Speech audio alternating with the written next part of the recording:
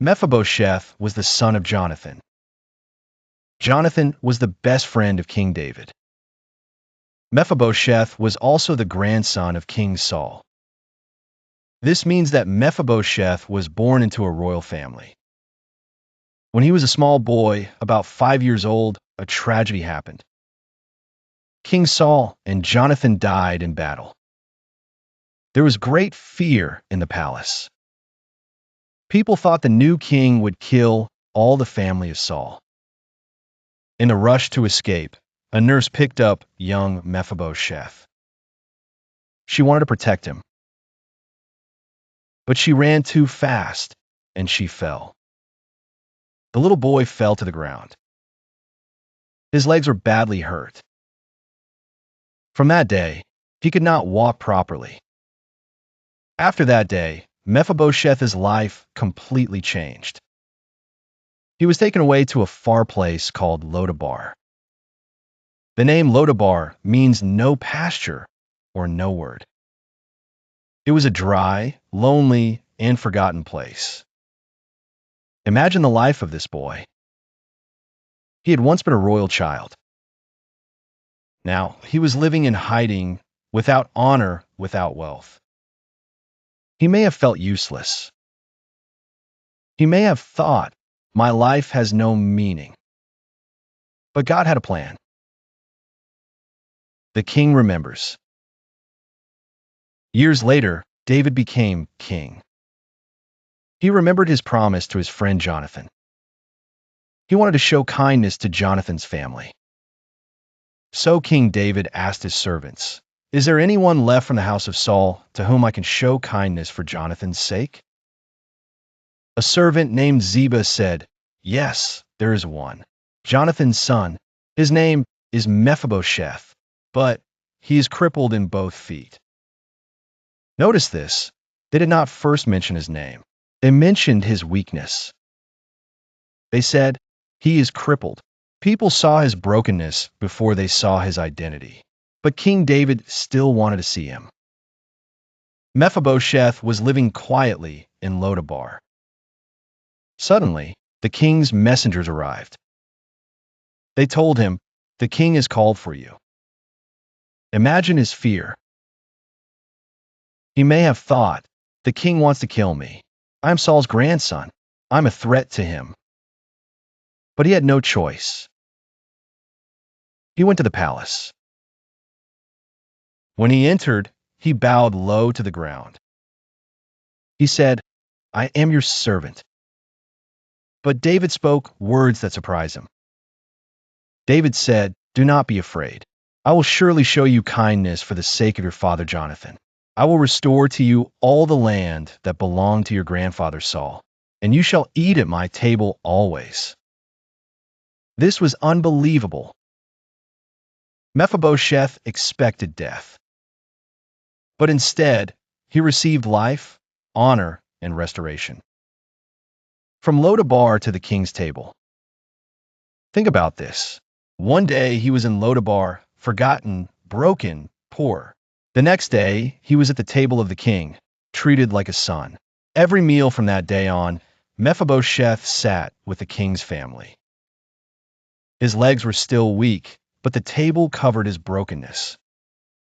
What people saw was not his weakness, but his honored place. Grace had lifted him.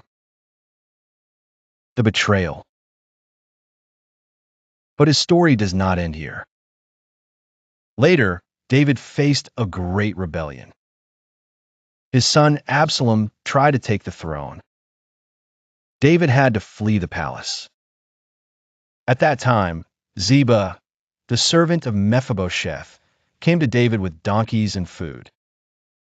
David asked, "Where is your master, Mephibosheth?" Ziba lied. He said, "Mephibosheth stayed in Jerusalem. He thinks the kingdom will be restored to him." This was not true. But David believed Ziba. In anger, he gave all of Mephibosheth's property to Ziba. The return of the king. When David finally came back after the rebellion, Mephibosheth came to meet him. His clothes were dirty. His beard was untrimmed.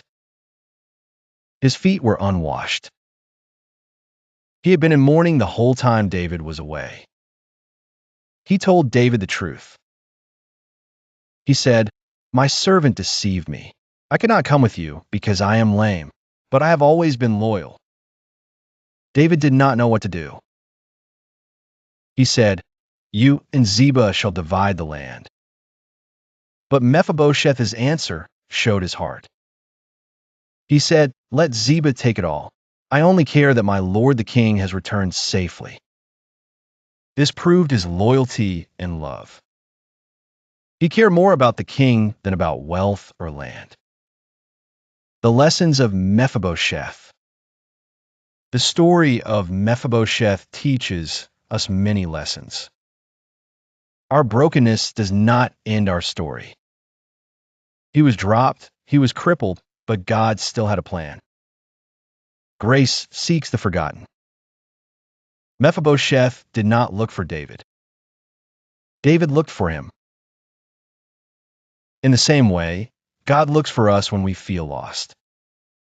A seat at the king's table covers our weakness.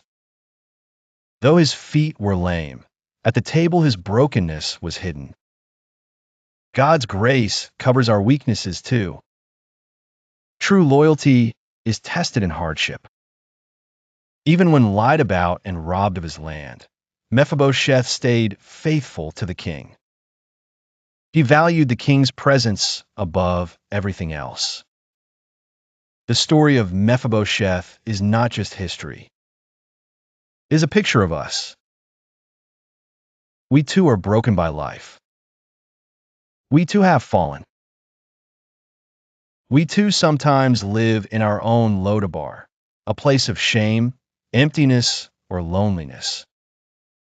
But the King, Jesus, calls us. He does not call us to punish us. He calls us to lift us up. He gives us a place at his table. Not because we deserve it, but because of his kindness and grace. So whenever you feel forgotten, remember Mephibosheth. If God could lift a crippled, forgotten prince and seat him with honor, then he can lift you too. The king has not forgotten you. He is calling you to his table. You may feel hidden in your own Lodabar, but he knows exactly where you are. Just as David lifted Mephibosheth from shame to honor, God is ready to lift you from fear to hope, from loneliness to belonging, from emptiness to abundance. At the king's table, you are no longer forgotten. You are family. You are loved. You are home.